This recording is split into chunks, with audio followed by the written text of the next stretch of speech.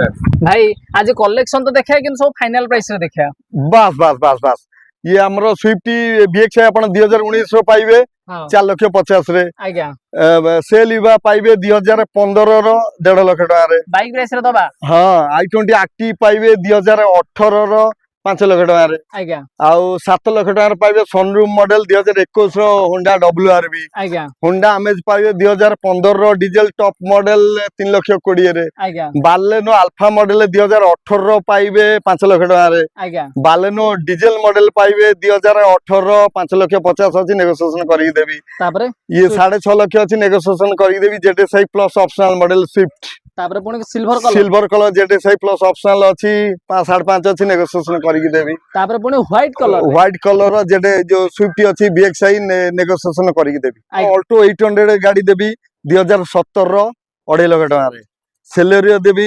2018 रो 2 लाख 3,20,000 रे आज्ञा salary automatic देबी 2,90,000 रे 2015 रो